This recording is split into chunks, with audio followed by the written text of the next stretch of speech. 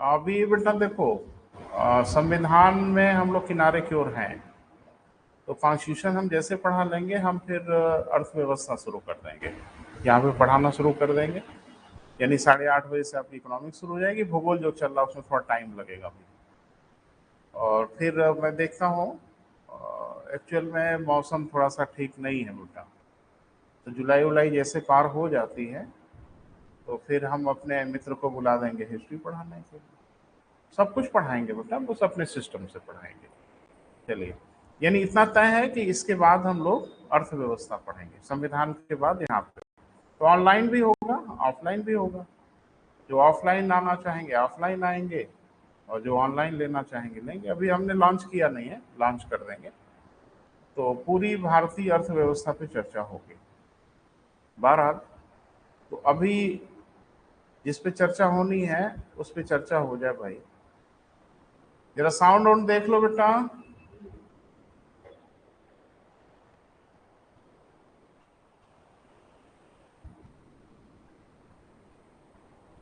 लग रहा है हमारे ऑनलाइन वाले सब बाढ़ वाले इलाके के हैं क्या बच्चे? हाँ, उधर ही के ज्यादा हैं। तो कोई परेशानी नहीं बेटा, हम बात करते हैं।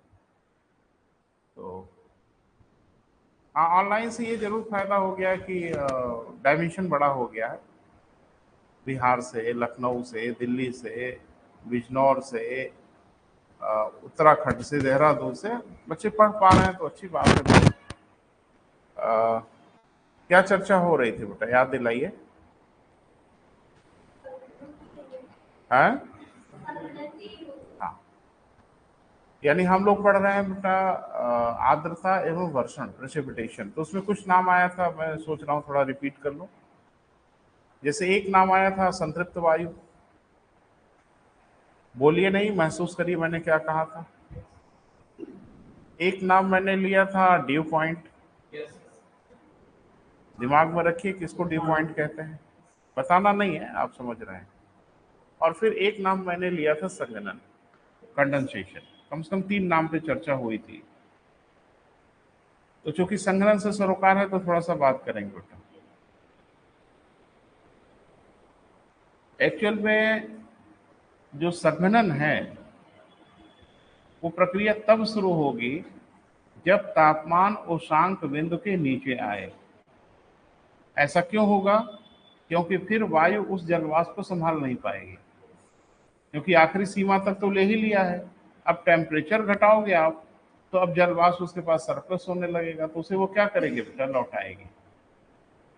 लौटाने वाली प्रक्रिया एक होती है, प्रोसेस होती है, उस प्रोसेस को हम लोग बोलते हैं कंडेंसेशन, संघनन होता है। और मैंने आपको बताया था संघनन के विविध रूप हैं, मुझे लगता है लिस्ट हम लोगों ने बना रखा है। तो अगर आप अनुमति दें तो थोड़ी थोड़ी बात हो जाए, जो एकदम क्लियर हो उसको ना लिखा जाए। पहले मुझे चर्चा कर लेने दीजिए, और फिर जहां आपको कंफ्यूजन दिखेगा कि नहीं नहीं सर इसको लिखवा दीजिए, वहां हम 2 लाइन लिखवा देंगे।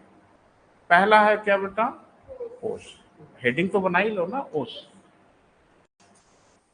बच्चे बड़ा नाराज होते हैं जब उनको लगता है नहीं खाली बताएंगे लिखवाएंगे नहीं, लिखवा देंगे भाई। ड्यू।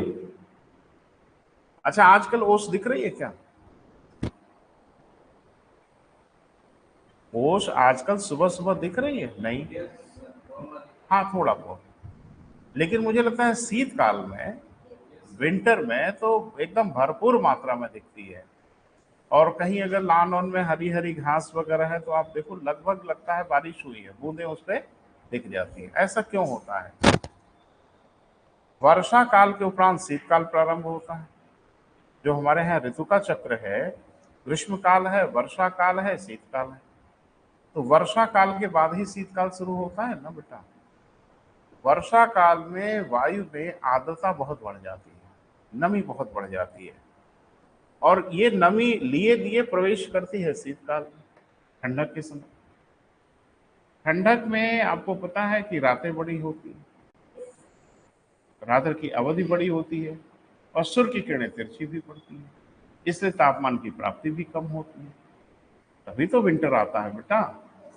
तो जाड़े की लंबी रातें जब होती हैं तो आपने नोटिस किया होगा कि धरातल बहुत ठंडे होने लगते हैं। ये जो फर्श है बहुत ठंडा हो जाता है, यानी धरती का जो सरफेस है वो बहुत शीतल होने लगता है, बहुत ठंडा होने लगता है। और नहीं तो अगली जाड़ा में प्रैक्टिकल करिएगा, नंगे पर थोड़ा चलने की कोशिश करिएगा, बहुत ही ठंडा धरातल हो जाता है ना बेटा। अब होता यह है कि धरातल से जो संपर्क वाली वायु होती है, यानी वह वायु जो धरातल को छू रही होती है, वो भी ठंडी होना शुरू होती है। और मैंने आपको बताया था, चूंकि वायु उष्मा की बैड कंडक्टर होती है, कुचालक होती है, इसलिए वो हीट को या ठंडक को ट्रांसफर नहीं करती, अकेले झेलती है। अगर ऐसा होने लगता तो फिर ट्रांसफर हो जाता है।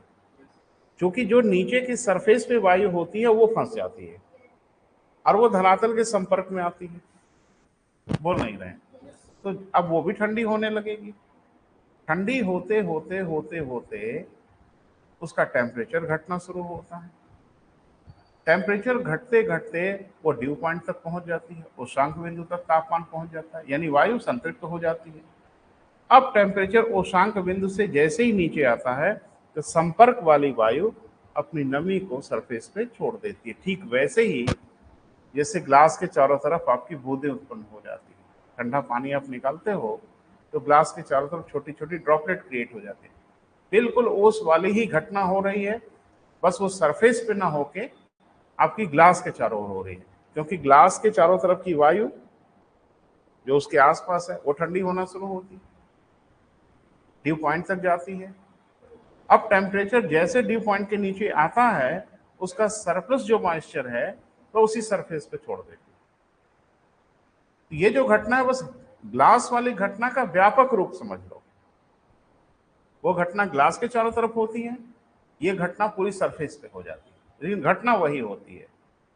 क्लियर? बट 2 लाइन लिख लो, क्लियर रहे, काहे के लिए जल्दबाजी किया जाए। लिखें, धरातल को स्पर्श करती हुई वायु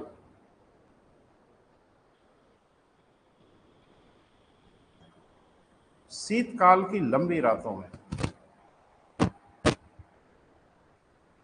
धरातल को स्पर्श करती हुई वायु शीतकाल की लंबी रातों में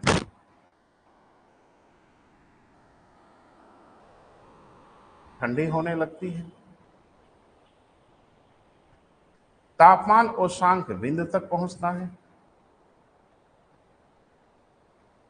ड्यू पॉइंट तक पहुंचता है। क्लियर है बेटा? यदि उसका तापमान उष्णांक बिंदु के नीचे होने लगे तो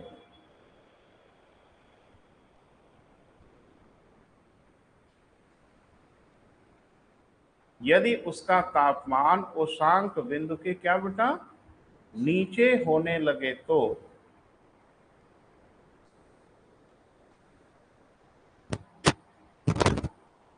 संघनन की प्रक्रिया प्रारंभ हो जाती है।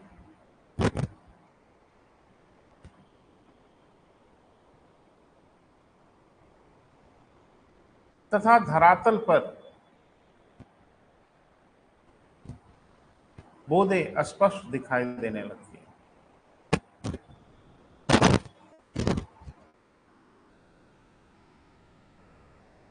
धरातल पर बूंदें ड्रॉपलेट स्पष्ट दिखाई देने लगती हैं। इसे ही हम ओस कहते हैं।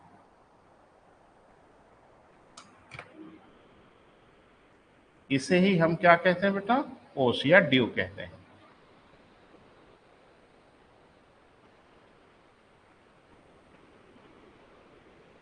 क्लियर हुआ? कोई डाउट? बस वो गिलास वाली घटना दिमाग में रखना, वो जो घटना गिलास पे हो रही है वो घटना पूरे सरफेस पे हो जाती है, क्योंकि पूरा सरफेस ही ठंडा हो जाता है। क्लियर है बेटा? मुझे नहीं लगता कोई बड़ा इसमें अड़चन वाला मामला दिख रहा है। क्लियर है? अगली हेडिंग बनाइए, पाला, फ्रॉस्ट।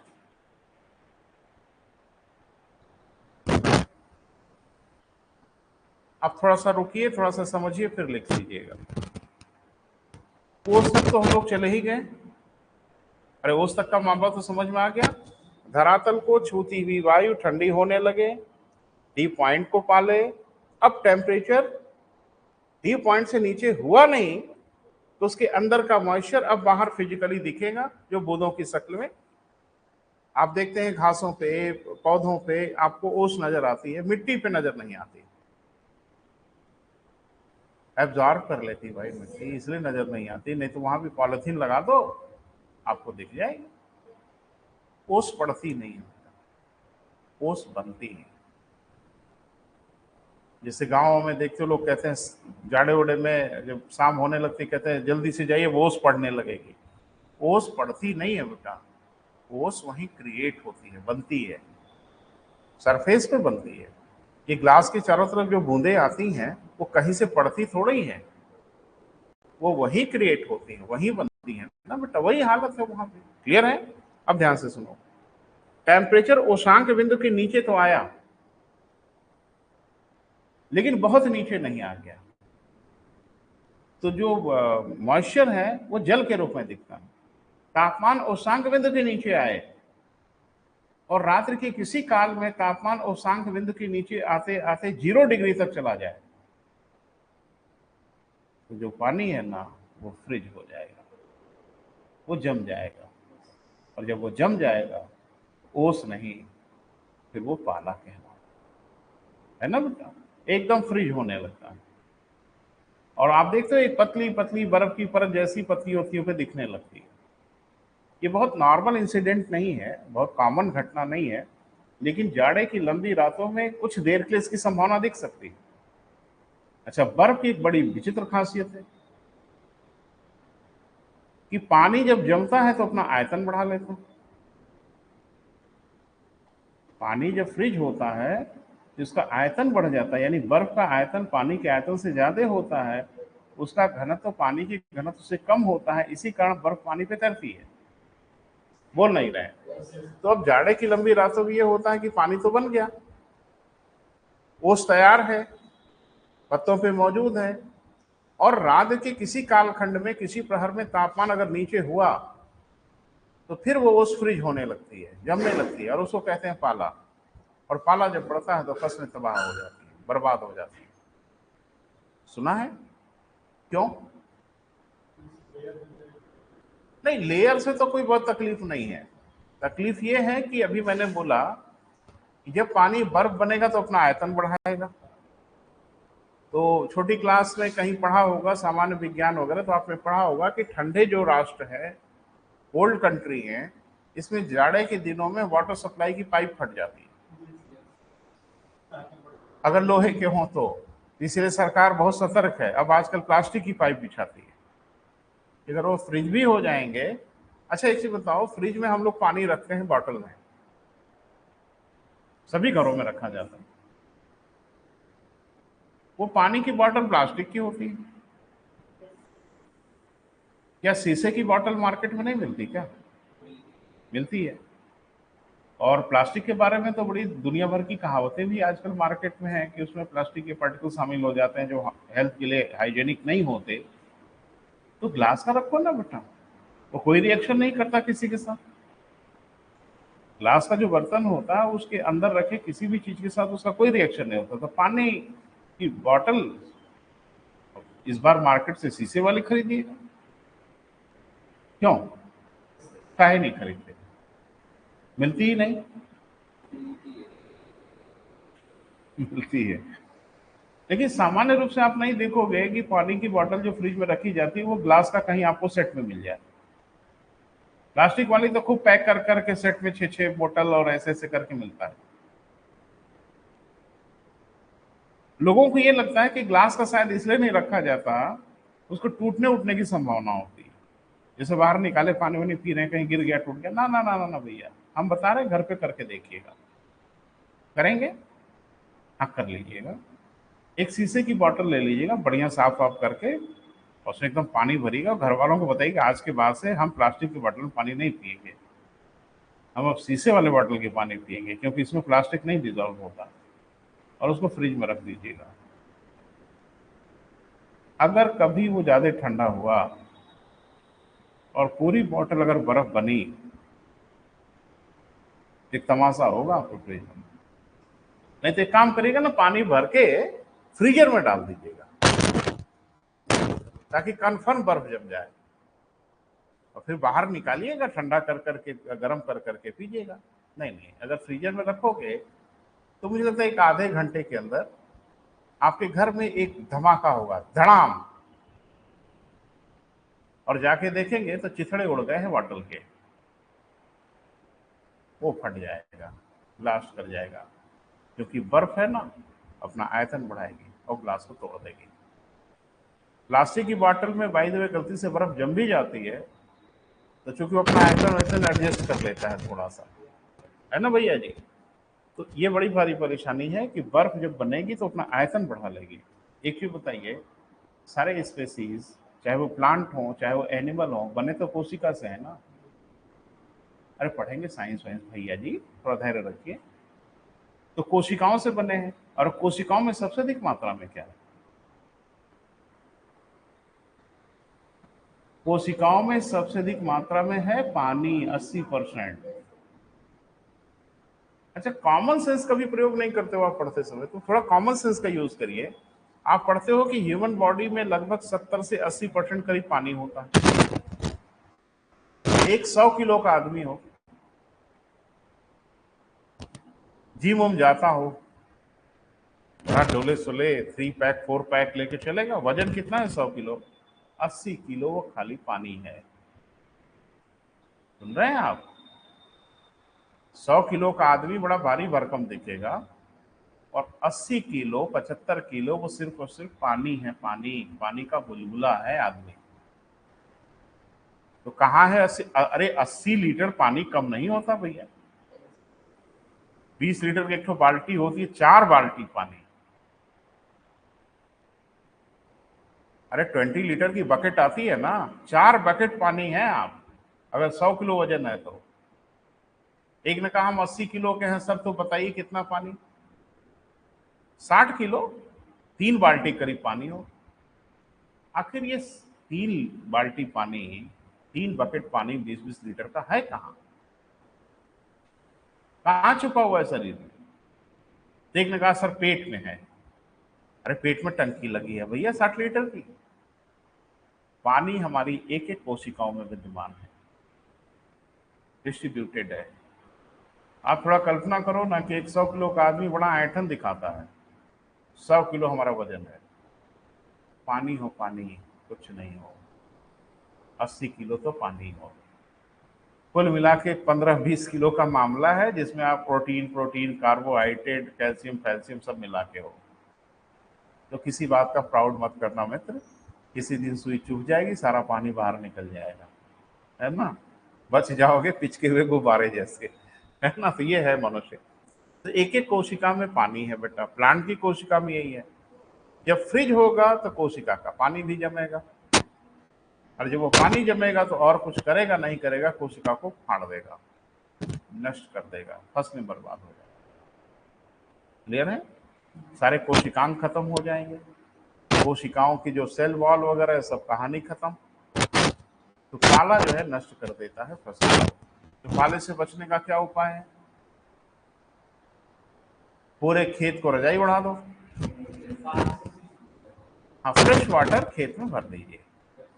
अगर बचने का कोई उपाय है तो शायद यही उपाय है, शायद बच जाए। तो फ्रेश वाटर से खेत को भर दिया जाता है, क्योंकि पानी की प्रॉपर्टी है कि न ये जल्दी गर्म होता है न ये जल्दी ठंडा होता है, शुद्धता बनाए रखेगा। फसल बचनी होगी तो शायद बच जाए।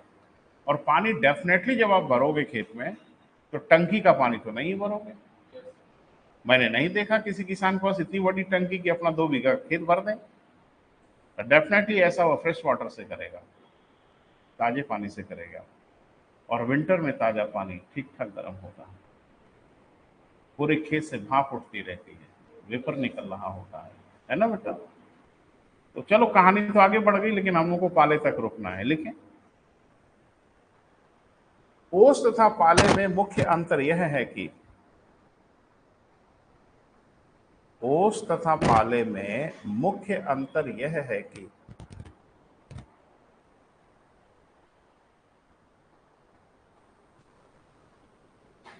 ओस तथा पाले में मुख्य अंतर यह है कि जहां ओस की स्थिति में तापमान उष्णांक बिंदु के नीचे आता है,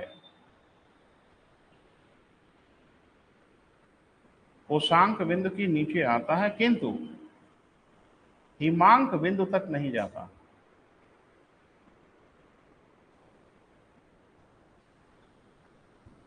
किंतु कहां बेटा? हिमांक बिंदु के नीचे नहीं जाता।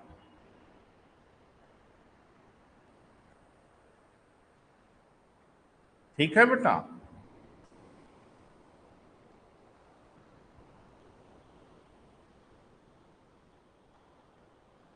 यदि शीतकाल की लंबी रातों में तापमान हिमांक बिंदु तक पहुंच जाए तो हिमांक बिंदु के पास पहुंच जाए तो ओस जम जाती है, जिसे हम पाला कहते हैं।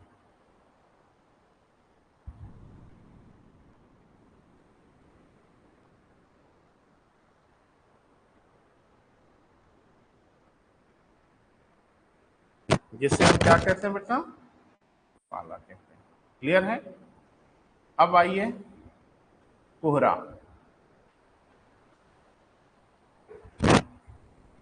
कोहरे को क्या कहेंगे बेटा? Fog, FOG।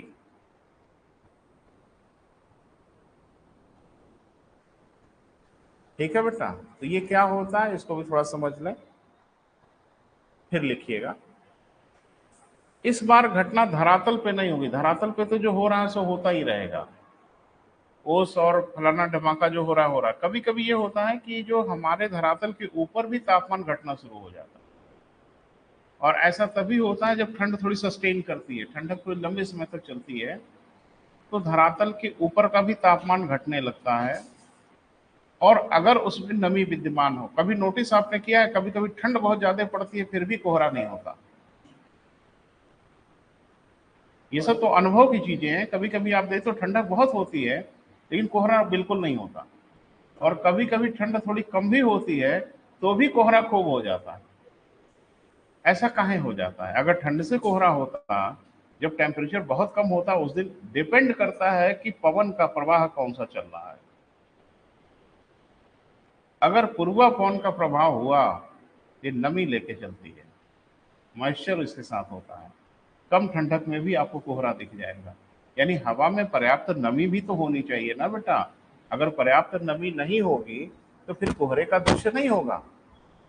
तो यहाँ हमारे यहाँ तो हवा के रुख पे निर्भर करता है कि कोहरा कब होगा। अगर पूर्वा है और ठंडक बढ़ी तो सर्दियां जानो भयानक कोहरा होगा, क्योंकि उसके साथ नमी है ना बेटा, तो वायुमंडल में नमी फैल जाती है। और होता यह है कि धरातल के ऊपर ही तापमान जब घटना शुरू होता है तो वायु में विद्यमान जो जल वाष्प है वो अब उनकी मजबूरी है कि ड्यू पॉइंट के नीचे टेम्परेचर आएगा, उनको बाहर निकलना ही पड़ेगा। वो छुप के नहीं रह सकते, वो बाहर निकलने लगते हैं, और फिर वो छोटी छोटी जो ड्रॉपलेट है वो वायुमंडल में इधर से उधर तैरना शुरू करती है, जिसे हम कहते हैं कोहरा। हाँ, एक मजेदार बात है कि ये आपस में चिपकने का गुण नहीं रखती। जैसे ऐसा कभी नहीं होगा कि आपस में चिपक के बारिश करने लगे। बारिश का दृश्य दिखेगा आपको लेकिन कोहरे में नहीं दिखेगा, कुहासे में दिखेगा, मिस्ट में दिखेगा। वो क्यों दिखेगा हम बाद में बात करेंगे। लेकिन आप कोहरे में कोहरा देखे हो ढंग से कभी? जब आप हाँ, मैं ध्यान नहीं दिया आपने। अरे, पेड़ से सेब टूट के गिरते हुए सबने देखा, न्यूटन ने ध्यान से देखा। तो ध्यान से मेरा मतलब है थोड़ा ध्यान से देखिए। जाड़े के दिनों में जब आप सड़क पे चल रहे होते हो और संध्या काल हो रही होती है, अचानक सड़क के किनारे लगता है धुआं आ रहा है, और भ्रम होने लगता है कि धुआं ही है। छोटे छोटे प्लॉट में आपको देखते उड़ता हुआ दिखाई देना शुरू होता है, और हम लोगों को लगता है कि शायद कहीं धुआं हुआ है। वो धुआं नहीं है, वो फॉग है। अब क्रिएट होना शुरू हो गया। पार्टिकल बहुत महीन होते हैं, बहुत छोटे होते हैं, इतने छोटे होते हैं कि हमें भ्रम होने लगता है कि जल नहीं, ये तो धुएं धुएं के पार्टिकल हैं। और उसमें देखने की क्षमता आपकी बुरी तरह से प्रभावित होती है। अचानक उड़ता उड़ता कोई आपकी गाड़ी के सामने आ गया तो सड़क पे कुछ भी नहीं दिखता, कुछ भी दिखाई नहीं देता। वो तो जैसे जैसे रात्रि प्रखर होती जाती है उनका प्रभाव बढ़ता जाता है, अब वो चारों ओर घेरना शुरू कर देते हैं। बहुत छोटे पार्टिकल होते हैं, आपके शरीर पे नहीं चिपकेंगे, कहीं नहीं चिपकेंगे, लेकिन सड़क पे कुछ भी देखने नहीं देंगे। तो कहा जाता है फॉग में पार्टिकल बहुत छोटे बनते हैं, एक दूसरे से चिपकने का बिल्कुल गुण नहीं रखते, और जितने छोटे होते हैं आपकी दृश्य पारगम्यता उतनी ही बाधित होती है, देखने की क्षमता उतनी ही बाधित होती है। सबसे कम हमको दिखाई देता है इनका फॉग में। गाड़ियों की हेडलाइट जो होती है ना, वो सड़क तक नहीं पहुंच पाती, वो पूरी एक फिल्म की तरह से आपकी गाड़ी के सामने ही मौजूद होते हैं, और लगता है पूरी लाइट यही फैल रही है, सड़क तक तो कुछ जाने, सब स्कैटर्ड कर देते हैं, यानी प्रकटित कर देते, सारा का सारा प्रकाश वहीं का वहीं बिखेर देते हैं। इसलिए इससे बचने का एक ही उपाय होता है कि आपकी गाड़ियों में मोनोक्रोमेटिक लाइट हो, एक वर्णीय प्रकाश हो, और इसमें एक वर्णीय प्रकाश वह हो जिसकी वेवलेंथ ज्यादा हो। तो वेवलेंथ ज्यादा तो लाल की होती है, अगर साइंस पढ़ा है तो लाल लाइट लगवा लीजिए, आगे लाल पीछे लाल, और फिर लाल लाल हो जाएगा बहुत जल्द ही, है ना। तो लाल नहीं लगाते बेटा, क्योंकि आगे लाल तो सबसे बढ़िया प्रकाश है, लेकिन आगे इसलिए लाल नहीं लगाते कि सामने वाला बुरी तरह से कंफ्यूज हो जाएगा कि आ रहा है कि जा रहा है, क्योंकि बैक लाइट तो पूरी दुनिया में रेड बनाई जाती है। अब आगे भी लाल लगा दोगे तो सामने वाला तो बुरी तरह से कंफ्यूज हो जाएगा, इसलिए उसके करीब वाली वेवलेंथ को फिर चुन लिया जाता है। जैसे आप देखते हैं पीला रंग ज्यादा यूज करते हैं, अरे पीला नारंगी लाल ये तीन ठो तो बचा है, कभी कभी हरा रंग भी लगा लेते हैं, तो ब्लू लाइट भी यूज कर लेते हैं, लेकिन सबसे बढ़िया काम करती है बेटा येलो लाइट और ऑरेंज। तो ऑरेंज से भी हम लोग घबराते हैं क्योंकि झटके में लाल तरह का दिख सकता है, तो ऑरेंज और रेड का तो प्रयोग नहीं करते, लेकिन येलो का प्रयोग कर लेते हैं हम लोग।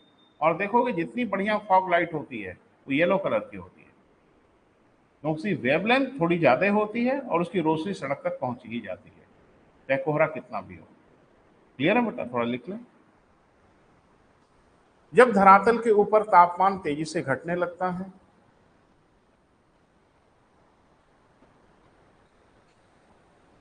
जब धरातल के ऊपर तापमान क्या बेटा तेजी से घटने लगता है, तापमान उष्णांक बिंदु के नीचे आने लगता है, तो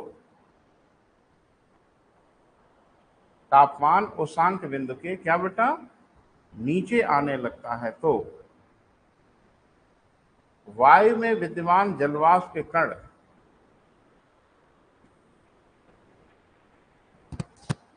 वायु में विद्यमान जलवाष्प के कण दिखाई देने लगते हैं।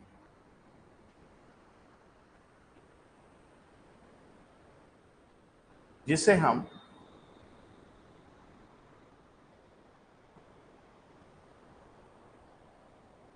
कोहरे के नाम से जानते हैं।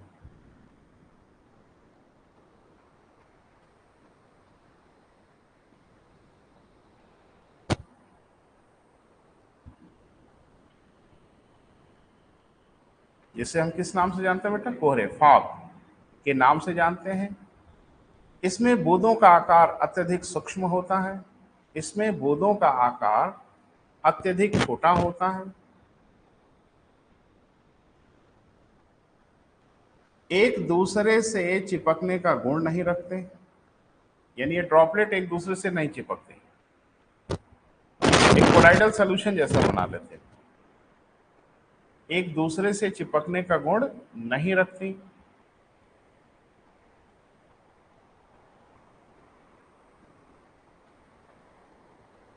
दृष्टि पारगम्यता, जिसको इंग्लिश में हम लोग बोलते हैं विजिबिलिटी,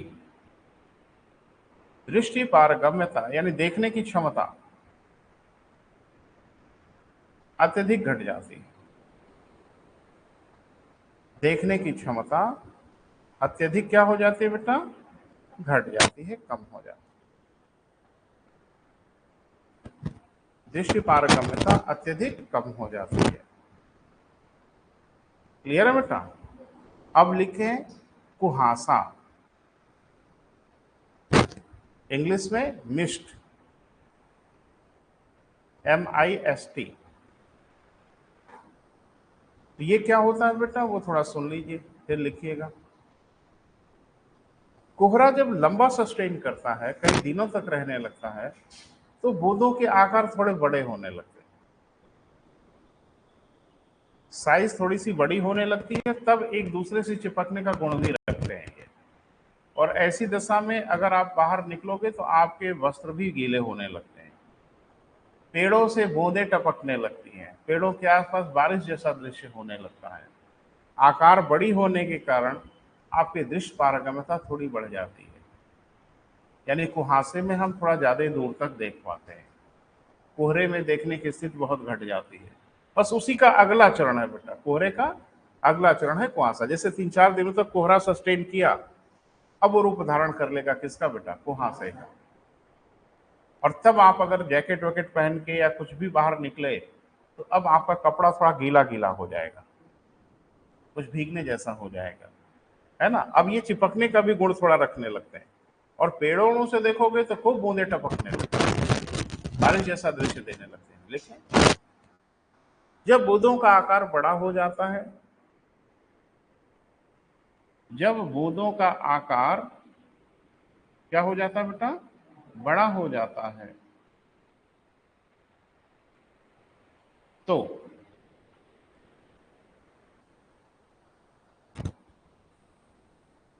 ये धरातल से चिपकने लगती है, यानी सरफेस जो भी मिलेगा उसे चिपकने लगती है।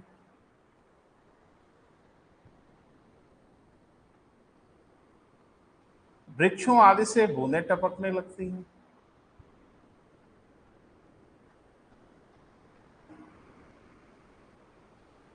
इसमें देखने की क्षमता यानी विजिबिलिटी कोहरे से अधिक होती है, यानी फॉग से अधिक होती है।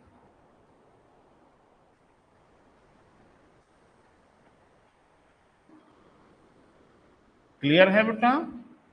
तो कुल मिला जुला के बेटा एक ही खानदान के हैं दोनों जने, बस एक जने बड़े भाई हैं, एक जने छोटे भाई हैं, है ना। बाकी कोई बेसिक डिफरेंस नहीं है। अब अगला जो है वो थोड़ा महत्वपूर्ण है बेटा, तो इस पे बात कर लेते हैं। हेडिंग बनाइए, स्मॉग। स्मॉग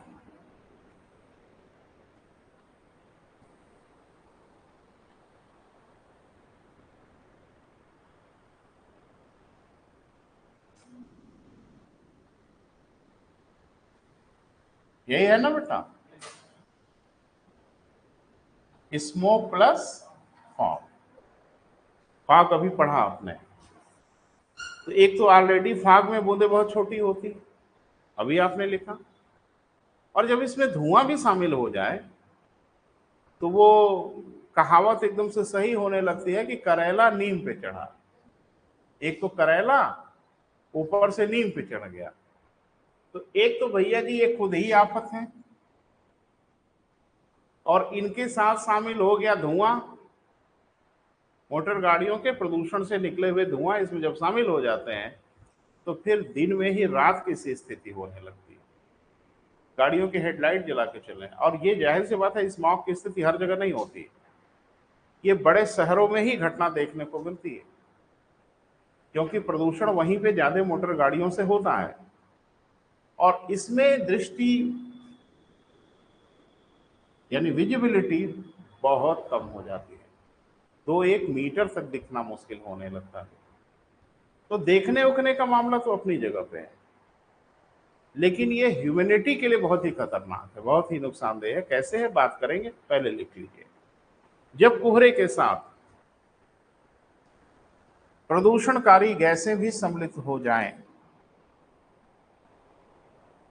जब कोहरे के साथ क्या बेटा, प्रदूषणकारी गैसें भी सम्मिलित हो जाएं,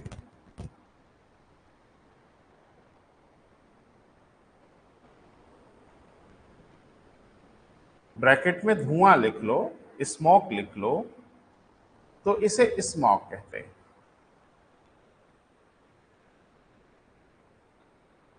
तो इसे क्या नाम देते हैं बेटा, स्मॉग कहते हैं।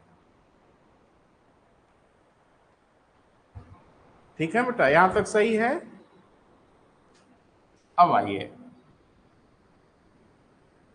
ये स्मॉग दो प्रकार का होता है, यानी टू टाइप ऑफ स्मॉग होते हैं, वो देखना होगा बेटा। एक को हम लोग कहते हैं केमिकल स्मॉग, एक को क्या कहते हैं बेटा, केमिकल स्मॉग, और एक को कहते हैं फोटोकेमिकल स्मॉग।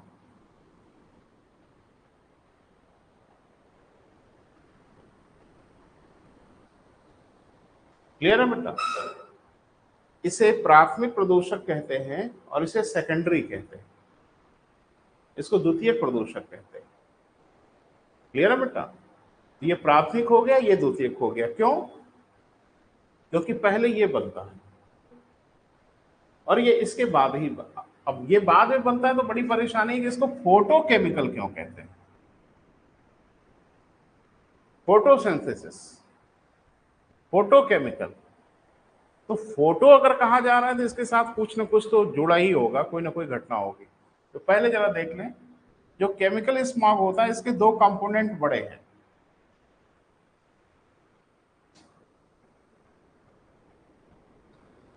एक है बेटा नाइट्रस ऑक्साइड,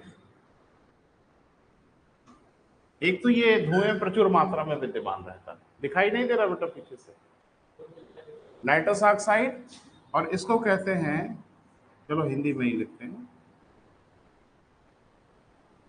सल्फर डाइऑक्साइड। आप सोच रहे होंगे कि ये कहां से आ जाता है। एक्चुअल में फाग में यही शामिल हो जाते हैं, कोहरे में यही शामिल हो जाते हैं। जब कोहरे में ये शामिल हो जाते हैं तो इनको स्मॉग कह देते हैं हम लोग, और ये प्राथमिक पोल्यूटेंट होता है। क्लियर है बेटा? ये बड़े खतरनाक है बेटा। 1952 में सल्फर डाइऑक्साइड की वजह से ही लंदन में 5000 लोग मर गए। ये बड़ी भयानक घटना है, यानी वहां पे केमिकल स्मॉग का असर हुआ था लंदन में, और 5000 के आसपास लोग मर गए बेटा सल्फर डाइऑक्साइड की वजह से। क्योंकि हमारे यहाँ अभी हाल हाल में हम लोग रईस हुए हैं ना, थोड़ा पहले से रईस हैं, तो हम मोटर गाड़ियां ठीक ठाक थी। अभी तो हमारे यहाँ थोड़ा प्रभाव दिख रहा है। सड़क पे जाके देखो ना, हम तो खैर 20 साल से यहाँ देख रहे हैं, 20 साल में ट्रैफिक में बेतहासा वृद्धि हो गई। बाईपास पे हम लोग जाते थे ना बेटा, तो इक्का दुक्का गाड़ियां नजर आती थी। अभी बाईपास पे जाके देखो, लाइन लगी हुई है 4 व्हीलर की। तो जाहिर सी बात, अब सबके पास गाड़ी मोटर हो ही रहा है। जिसके पास साइकिल नहीं थी उसके पास अब मोटरसाइकिल हो गई, और जिसके पास मोटरसाइकिल नहीं होती थी अब उसके पास कार हो गई। तो अब देखो, अब तो बस यही कि हेलीकॉप्टर वगैरह कब हो, वो भी जल्द ही हो जाएगा। अब आप बहुत जल्द सुनोगे कि आजमगढ़ में कम से कम 50 लोग हैं जिनके पास अपने पर्सनल हेलीकॉप्टर है। रईस हो रहे हैं ना हम लोग, भारत रईस हो रहा है, तो रईसी की कीमत तो चुकानी पड़ेगी ना कुछ ना कुछ। मोटर गाड़ियां जब भी बढ़ेंगी तो कार्बन डाइऑक्साइड तो निकलता ही है धुएं में से। धुएं में से सबसे खतरनाक चीजें ये निकलती, नाइट्रस ऑक्साइड और सल्फर डाइऑक्साइड, ये जानलेवा होती है। तो ये जो पहला जाके मिलता है तो इसको तो हम लोग केमिकल स्मॉग कह देते हैं, प्राथमिक स्मॉग भी कह सकते हैं। ये वाला हो जाता है सेकेंडरी। क्लियर है बेटा? तो थोड़ा सा लिखो बेटा तो आगे बढ़ा जाए।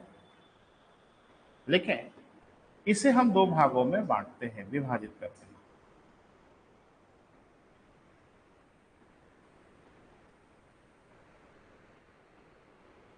पहला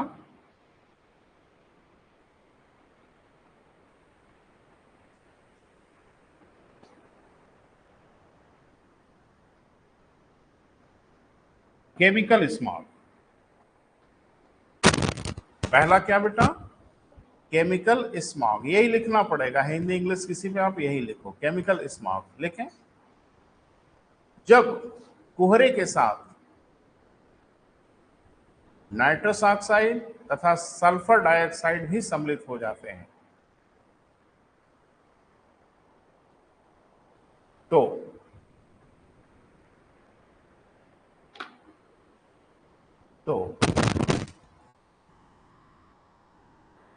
केमिकल स्मॉग उत्पन्न होता है।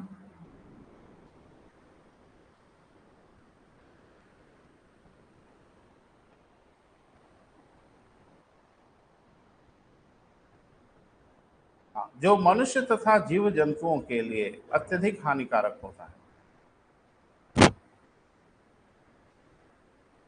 जो मनुष्य तथा जीव जंतुओं के लिए अत्यधिक क्या होता है बेटा?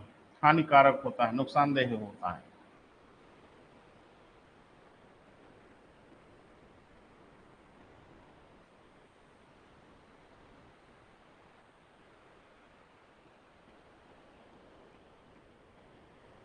ये घटनाएं बड़े औद्योगिक शहरों में ही होती हैं। अब मुझे लगता है काहे होती हैं, आप समझ रहे हैं। अब गांव में थोड़ी होगी।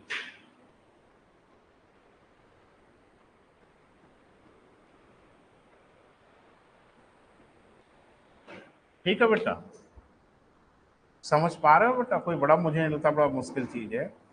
मोटर गाड़ियां इस तरह का, एक्चुअल में जो हम लोग का ये फ्यूल है ना बेटा, ईंधन, अ, ये बहुत ठीक ईंधन नहीं है बेटा। जिसको हम लोग कहते हैं ना कार्बनिक पदार्थ, ये जमीन के नीचे से कार्बन को हम लोग निकालते हैं। इसमें खाली कार्बन ही नहीं होता, इसमें बहुत कुछ होता है ना। जब हम लोग इसको रिफाइंड करते हैं ना, रिफाइनरी में क्रूड ऑयल को रिफाइन करते हैं, उसी से तो सब बन जाता है। डीजल भी उसी से, पेट्रोल भी उसी से, केरोसिन उसी से, मोबिल ऑयल उसी से, ग्रीस उसी से। लास्ट में जो सबसे कचड़ा बचता है, जिसको हम लोग कहते हैं चारकोल, जिसे सड़क बनाते हैं, अब ये सब के सब ज्वलनशील है। तो एक ही चीज से ये सब बनता है, और एकदम से सब क्लियर डिमार्केट नहीं हो जाता, लेकिन मात्रा अधिक होती है। इसका प्रभाजी आसवन किया जाता है, जिससे अलग अलग लेवल पे अलग अलग चीजें मिल जाती हैं क्रूड ऑयल से ही।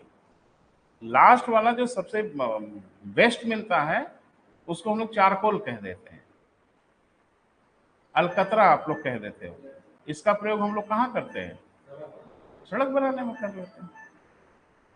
अखिलेश, अरे यार ये देखो भाई, ये कोई मेहरबानी कर दिया इसमें। लाइव हो रहा, कोई दिक्कत नहीं है। कॉल को रोक दिया करो बेटा, नहीं तो दिक्कत होगी। कुछ कर नहीं पाओगे, उसको रहने दो, बस कॉल को ब्लॉक कर दीजिए। चलो छोड़ो छोड़ो, नहीं कुछ और कर दोगे। चले, क्लियर है बेटा? तो कहने का मतलब यह है बेटा कि ये सब चीजें ठीक नहीं है, और दिल्ली रह रह के बच रही है। खतरा यहां तक आके टल जा रहा है, तो भी एक कहर तो दिल्ली झेल ही रही है। ऊपर वाला ना करे कि अगले विंटर में दूसरा कहर झेल रहे, लाशें बिछ जाएंगी दिल्ली में। कह तो रहे हैं, और खेल तो खेल ही रहे हैं, राजनीति हो ही रही है। ये सब है बेटा खतरनाक है। तो एक आंकड़ा है बेटा मेरे दिमाग में लिखने, 1952 में, 1952 में लंदन में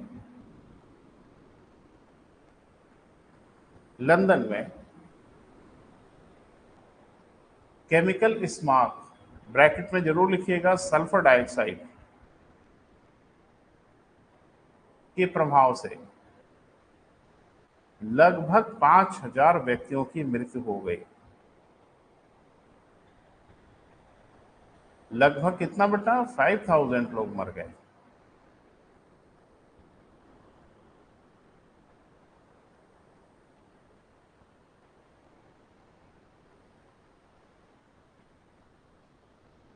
पांच हजार ज्यादा नहीं लग रहा होगा आपको, क्योंकि हम लोग तो बहुत ठीक ठाक हैं। अरे लंदन के बारे में सोचो, और 1952 की हालत है। इसमें कितनी उनकी जनसंख्या है भैया? 6.5 करोड़ के आसपास उनकी जनसंख्या आज की डेट में। बात हो रही 1952 की, तो जनसंख्या काफी कम रही होगी। और उसमें से अचानक 5,000 माइनस हो जाए।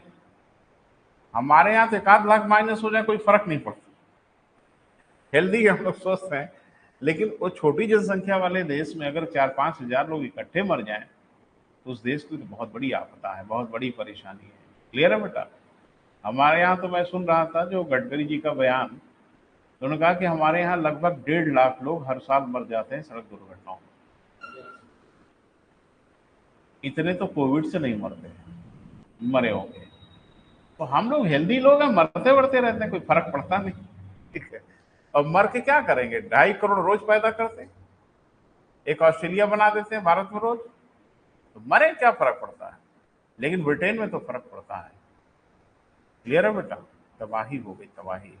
खैर वो सतर्क हो गए, इससे बचने का उपाय उन लोगों ने रोड निकाला।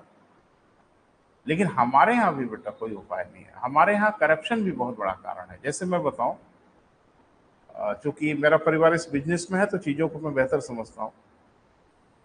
एक आपने देखा होगा कि पहले लिखा होता था पेट्रोल पंप पे अनलेडेड पेट्रोल, कभी देखा था लिखा हुआ? सीसा रहित पेट्रोल, कभी नजर पड़ी आपकी? वो पेट्रोल पंप पे लिखा होता था कि यहाँ पे सीसा रहित अनलेडेड पेट्रोल दिया जाता है। तो क्या पेट्रोल में सीसा भी होता है? हाँ बिल्कुल होता है, लेड होता है। अब उसे प्यूरिफाई करके निकाल दिया जाता है, और वो और भयानक था। ये लेड जो होता था ना, वायुमंडल में फैल जाता था, हमारी सांसों से हमारे शरीर में चला जाता था, बड़ी विकृतियां पैदा कर देता था। तो खैर सरकार सचेत हो गई, अनलेडेड पेट्रोल बेचने लगी, कम से कम कागज में। लेकिन लेड वाले जितने कंपाउंड है ना, अभी भी मार्केट में धड़ल्ले से बिक रहे हैं। नेफ्था है, बेंजीन है, ये सब धड़ल्ले से मार्केट में बिक रहे हैं। इन सब का प्रयोग पेंट फैक्ट्री वगैरह में ज़्यादा किया जाता है। पेंट समझते हो? पेंट के बारे में आपने सुना है कि वाटर सॉल्युबल नहीं होते, पेंट पानी में नहीं घुलता। उसके लिए हम लोग घोलक लाते हैं, खरीदते हैं ना पेंट की दुकान से। हाँ, तारपीन का तेल भी कह देते हैं। आप बोल दें कि भाई पेंट को घोलना है तो खुद ही दे देता है। वैसे कुछ लोग मिट्टी का तेल भी डाल देते हैं, तो उसमें कोई परेशानी नहीं, रिजॉल्व होगी। पेट्रोल डाल दो, कह तो रहे हैं, देखो घुलता है कि नहीं। अरे खानदान सब एक ही है, अब कौन पेट्रोल डाले भाई इतना महंगा? तो ये जो पदार्थ हैं वो वास्तव में नेफ्था और बेंजीन होता है ना बेटा? कोई तारपीन का तेल कह देता है, कोई कुछ कह देता है, कोई सॉल्वेंट कह देता है, सबका अपना। ये बड़े धड़ल्ले से बिक रहा है मार्केट पेट्रोल की जगह। अब कहाँ अनलेडेड पेट्रोल रह गया? कागज में यहाँ सब कुछ चलता रहता है, और यहाँ तो घमासान होगा ना कभी तो बड़ा कायदे से होगा। और दिल्ली उल्ली एकदम मुहाने तक पहुंच पहुंच के रुक रही है। ये खतरनाक है बेटा। कभी आपने विंटर में अक्सर आप पढ़ते हैं कि घर के अंदर अंगीठी जला के सोए और 4 लोग रह गए, प्रस्थान कर गए। अच्छा, आपको कभी नहीं लगता कि बड़े नालायक थे, जब उनको लग रहा था मर रहे हैं तो उठ के भाग जाना चाहिए था? पता ही नहीं चलता है, क्योंकि जब अंगीठी अंगीठी कमरे में जला लोगे कोयले वेले की, तो उसमें गर्माहट तो होगी, और वो धीरे धीरे धीरे कार्बन, ये इसको थोड़ा डिटेल में अगर पढ़ेंगे बेटा तो बड़ा मजा आएगा आपको। एक्चुअल में हमारे ब्लड सर्कुलेशन सिस्टम में कार्बन डाइऑक्साइड और ऑक्सीजन का हमेशा संतुलन बना रहता है। ऐसा नहीं कि पूरी कार्बन डाइऑक्साइड बाहर निकल आती है, उसका एक रेशियो बना रहता है। ये क्या करता है, कार्बन मोनोऑक्साइड उस आदान प्रदान की प्रक्रिया को बाधित करने लगता है, और ऑक्सीजन का परसेंटेज धीरे धीरे घटने लगता है, कार्बन डाइऑक्साइड का परसेंटेज ब्लड में बढ़ना शुरू हो जाता है। और ये बढ़ते बढ़ते बढ़ते बढ़ते पहले सेंसलेस करता है, और फिर बड़े प्यार से मृत्यु तक पहुंच जाते हैं। बड़े बड़ी बढ़िया मृत्यु होती है।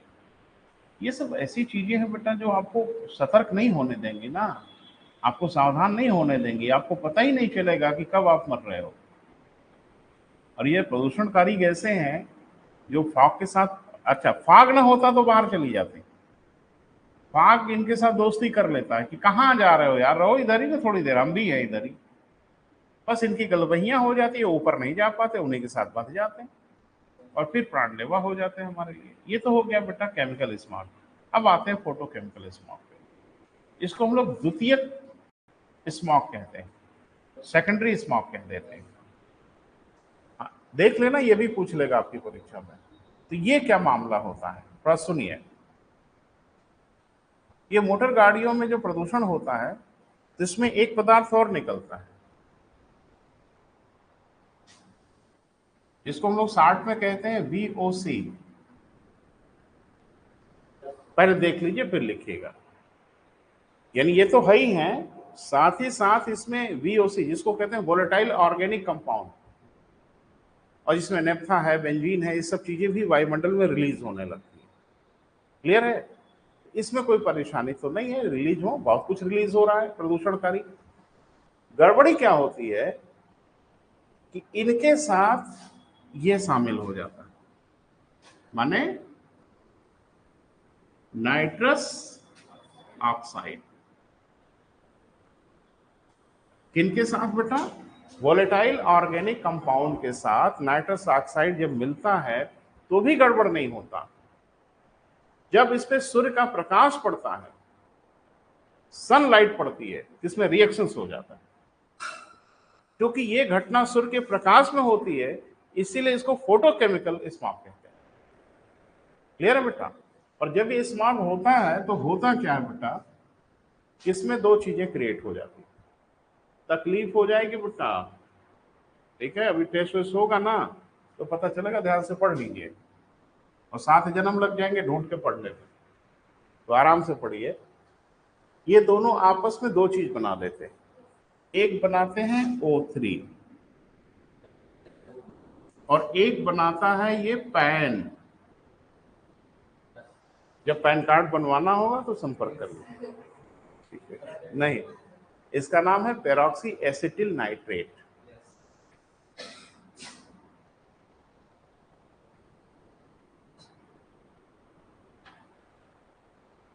पेरोक्सी एसिटिल नाइट्रेट ये बना देता है। और दोनों एक से बढ़ के एक आपके प्राणों के प्यासे हैं।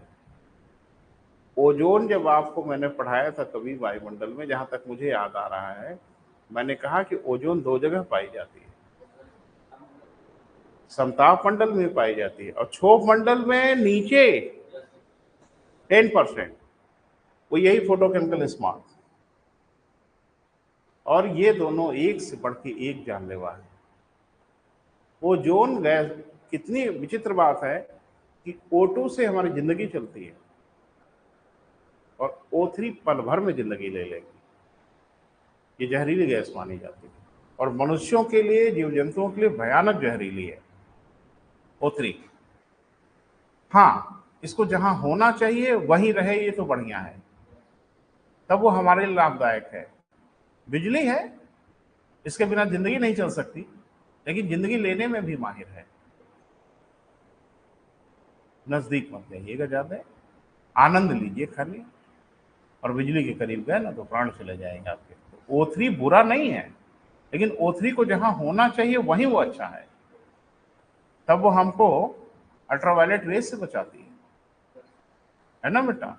लेकिन जब वो धरातल के करीब बनना शुरू हो जाती है तो हमारी सांसों से अंदर जाने लगती है, तब ये हमारे लिए घातक हो जाती है। तो थोड़ा लिख लो बेटा। हाँ लिखे। प्रदूषणकारी गैसों में विद्यमान, प्रदूषणकारी गैसों में विद्यमान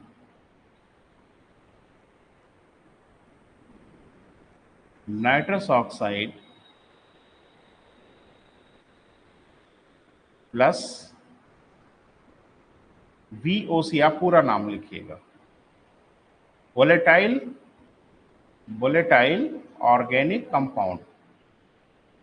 अब बहुत ढेर सारे हैं बेटा, इनका खानदान बहुत बड़ा है, इसलिए इनको VOC बोल के काम चलाया जाता है। लेकिन इसमें दो बड़े महत्वपूर्ण हैं, उनका नाम जरूर लिख लो ब्रैकेट में। बेंजीन, नेप्था, नेप्थेलीन कहते हैं, बेंजीन और नेप्था। बहुत बड़ा खानदान है बेटा इनका, सबको इकट्ठे हम लोग क्या बोलते हैं? VOC, वोलेटाइल ऑर्गेनिक कंपाउंड, है ना बेटा। सूर्य के प्रकाश में, सूर्य के प्रकाश में प्रतिक्रिया करते हैं, रिएक्शन करते हैं,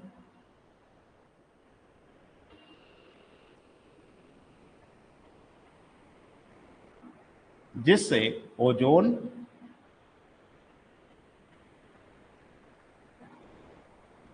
ओजोन माने O3 तथा पैन, धड़ल्ले से यूज होता है ये नाम बेटा।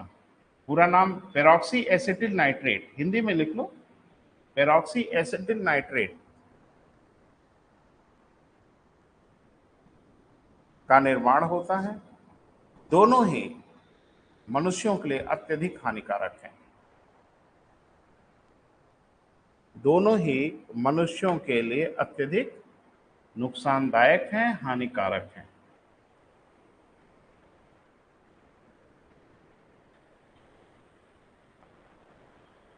इसे हम द्वितीयक स्मॉग कहते हैं, सेकेंडरी स्मॉग कहते हैं। बस इतना सा पूछेगा, निम्न से द्वितीयक स्मॉग किसे कहा जाता है। इतने में ढेर सारे लोगों को तकलीफ हो जाएगी। अगर नजर से नहीं गुजरा है तो परेशान हो जाएंगे आप।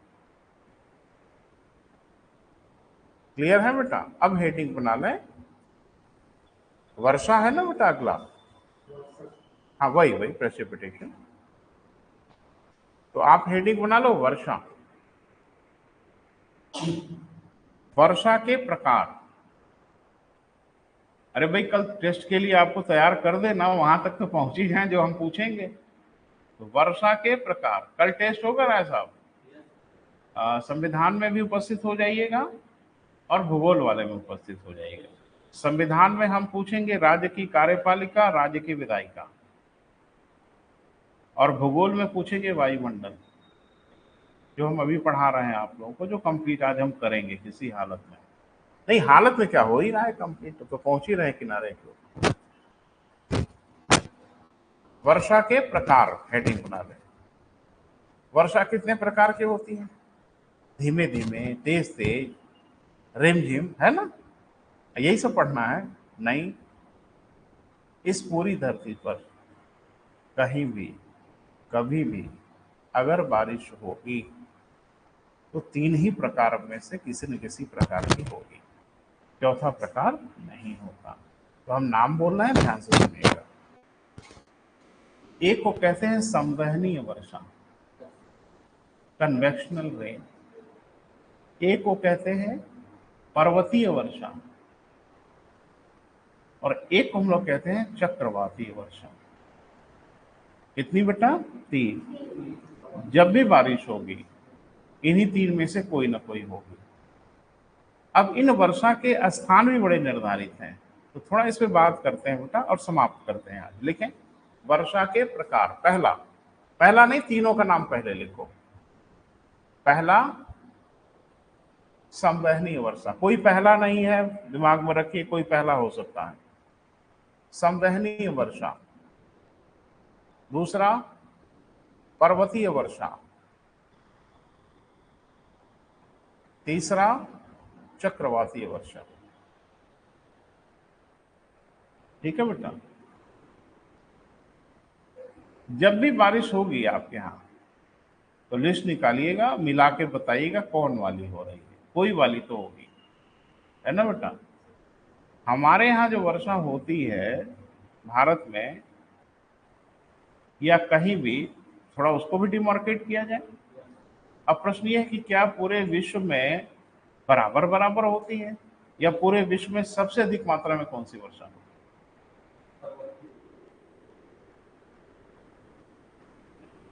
तो हमारे मित्र तो बता रहे हैं पर्वतीय वर्षा।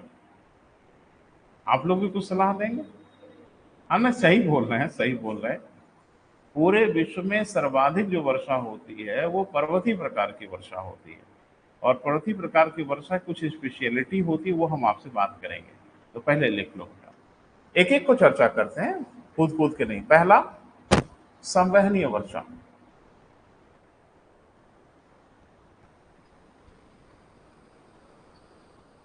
लेकिन यह वर्षा उन क्षेत्रों में होती है जहां सूर्य ताप अधिक प्राप्त होता है।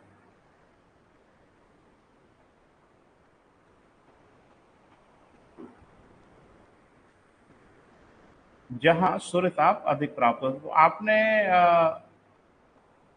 कहीं बीच में मैंने आपसे चर्चा किया था कि विषुवत रेखा पर प्रतिदिन बारिश होती है, 365/365 साल भर बारिश होती है। क्लियर है? तो यह जो वर्षा होती है विषुवत रेखा पर, ये सारी वर्षा संवहनीय वर्षा होती है। यानी विषुवत रेखा पे प्रतिदिन जो वर्षा होती है, ये वर्षा संवहनीय वर्षा होती है और वर्षा का स्वरूप एकदम निर्धारित है। जैसे पूरा इनका टाइम टेबल बना हुआ है। सुबह खिली हुई धूप होगी, तीसरे प्रहर तक जाते जाते आपको बादल और वर्षा दिख जाएगी। यानी दोपहर तक ही कुछ मामला बिगड़ना शुरू होगा और तीसरे प्रहर तक जाते जाते बारिश होगी। शाम होते होते आकाश फिर स्वच्छ हो जाएगा, रात बादल विहीन होगी, बिना वर्षा के। अगले दिन सूर्योदय। ये क्रम साल भर प्रतिदिन चलता रहता है। एक बार यही पूछ लिया आपसे, वर्षा का क्रम पूछ लिया, वो कौन सा एरिया है जहां प्रतिदिन दिन के तीसरे प्रहर बारिश होगी। कुछ भी पूछेंगे आपसे, अगर आप चीज पढ़े हैं तो बताइए, और नहीं रटे हैं तो नहीं बता पाएंगे, क्योंकि किसी किताब में ये तो नहीं लिख के देगा। हाँ, पढ़ते समय नजर से गुजरेगा।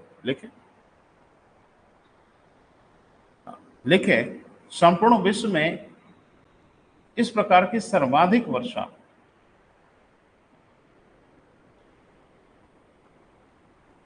विषुवत रेखीय प्रदेशों में होती है, इक्वेटोरियल रीजन में होती है।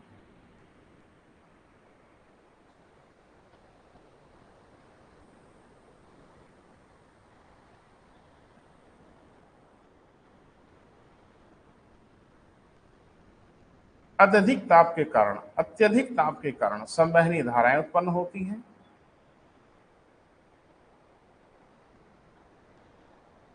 अत्यधिक ताप के कारण क्या बेटा? संवहनीय धाराएं उत्पन्न होती हैं, जो वर्षा का कारण बनती है।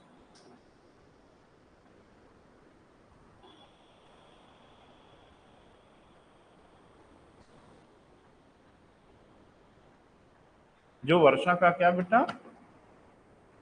कारण बनती है। तो क्या बेटा? अगला लिखें, पर्वतीय वर्षा। विश्व में सर्वाधिक वर्षा पर्वतीय प्रकार की होती है।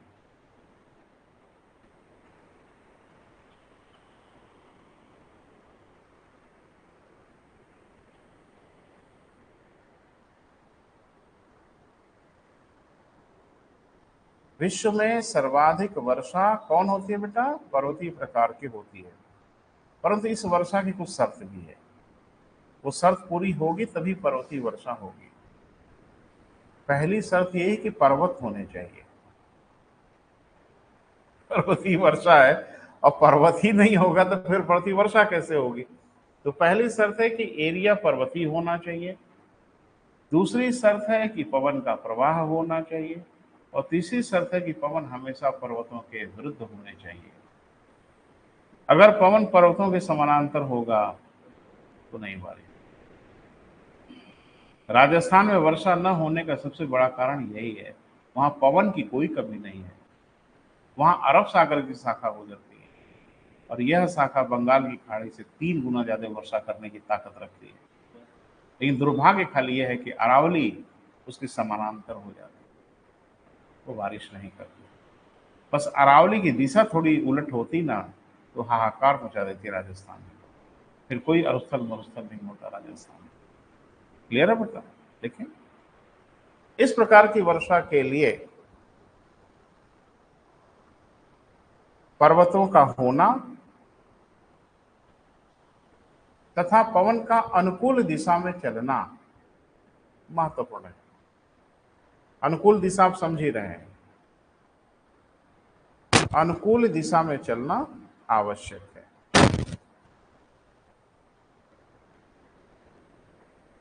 यदि पर्वत पवन के प्रवाह की दिशा के समानांतर होंगे तो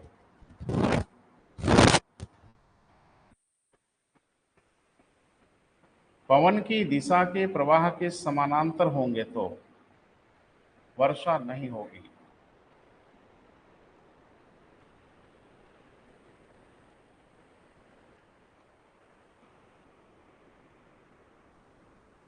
इसके दो बड़े सुंदर उदाहरण है बेटा, दोनों जरूर लिख लें, भारत में ही विद्यमान है। पहला, राजस्थान में अरावली,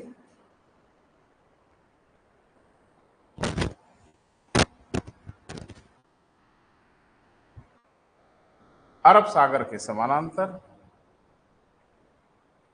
अरब सागर की शाखा, सॉरी अरब सागर नहीं, अरब सागर की शाखा के समानांतर होना,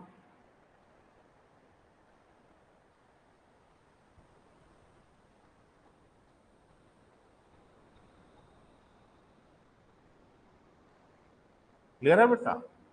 दूसरा, कोरोमंडल तट, ब्रैकेट में लिखिएगा तमिलनाडु, कोरोमंडल तट का दक्षिणी पश्चिमी मानसून के लिए समानांतर होना।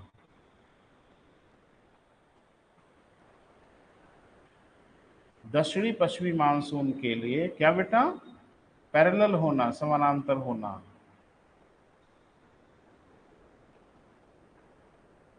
इसका मतलब है कि वर्षा काल के तमिलनाडु के कोरोमंडल तट पे बारिश नहीं होती, होती है दूसरे ढंग से होती है। वो भारत का भूगोल पढ़ेंगे हम लोग ना, तो विस्तार से बात करेंगे। उत्तर पूर्वी मानसून से बारिश होती है ना, इससे नहीं होती। अभी ये सब जो मानसून चल रहा है इससे होती है वर्षा, सह्याद्री के पश्चिमी तटों पे भयानक बारिश होती है, लेकिन कोरोमंडल के तट पे बारिश नहीं होती, समानांतर होने के कारण। लिखें, पर्वतों के पिछले भाग में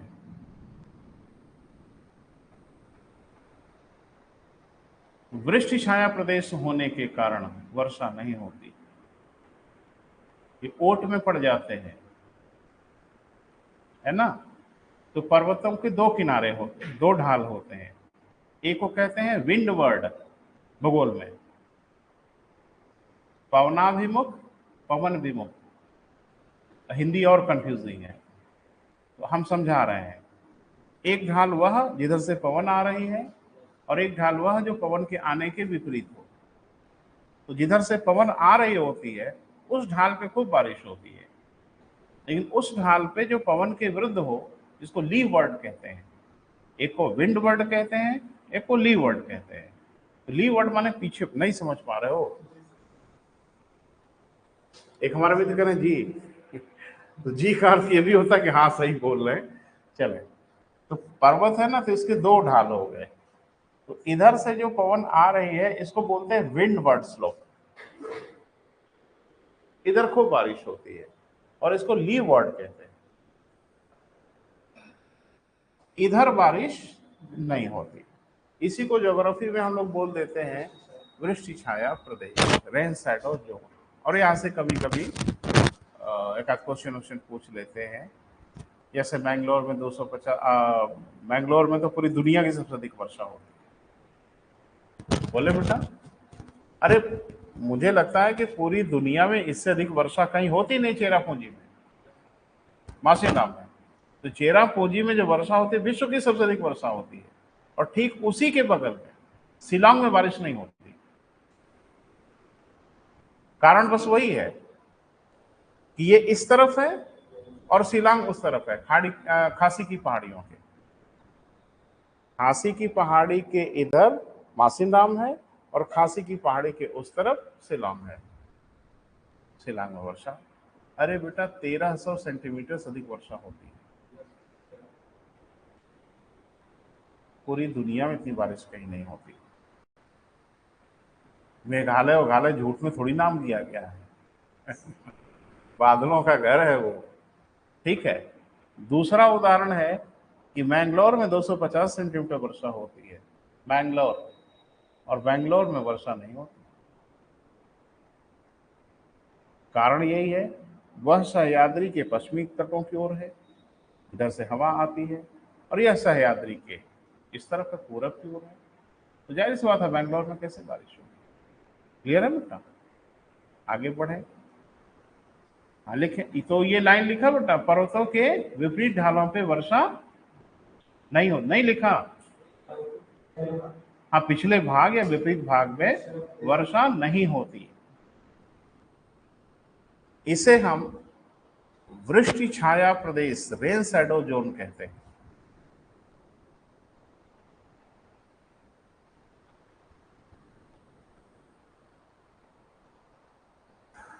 क्लियर हुआ बेटा? उदाहरण वगैरह इसलिए बताएं ताकि आपके दिमाग में रहे, अगर ऐसा कुछ पूछे तो। आगे बेटा, चक्रवाती वर्षा।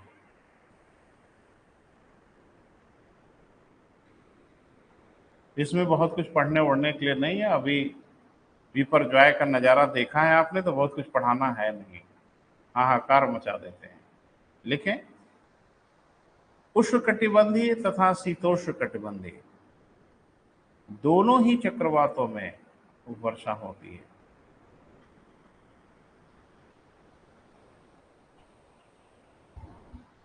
दोनों ही प्रकार के चक्रवातों में वर्षा होती है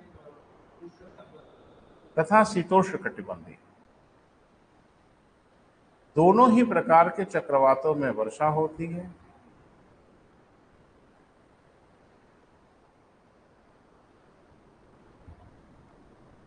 परंतु यह वर्षा चक्रवातों के अग्रभाग में होती है।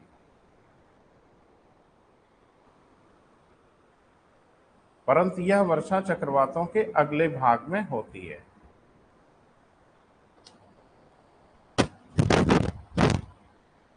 ठीक है बेटा?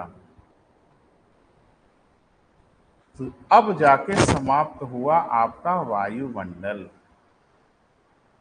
लग रहा था उधर ही खत्म हो गया वायुमंडल। नहीं बेटा, बड़ा टॉपिक है। कोशिश मैंने किया कि इसमें कुछ छूटे ना, महत्वपूर्ण चीजें आपको दी जाए, लेकिन पढ़ना तो तय पढ़ना हो गया वायुमंडल, ठीक ठाक हो गया। ठीक है, बिल्कुल। और इसके बाद अब हम लोग शुरू करेंगे बेटा, वायुमंडल के बाद हम लोग शुरू कर देंगे जलमंडल। ठीक है? तो हाइड्रोफोबिया नहीं ना किसी को? पानी वानी से नहीं डरते हैं? ठीक है, समुद्र में घुसना पड़ेगा भाई। ठीक है, तो तैयार रहिएगा, अगले हफ्ते में समुद्र में चलेंगे हम लोग। कल सिर्फ और सिर्फ टेस्ट होगा बेटा, फिर से हम रिपीट कर दें, और दोनों टेस्ट होगा कल ही, संविधान का भी होगा और भूगोल का भी होगा। और किसका किसका होगा वो हमारे मित्र बेहतर समझ रहे हैं।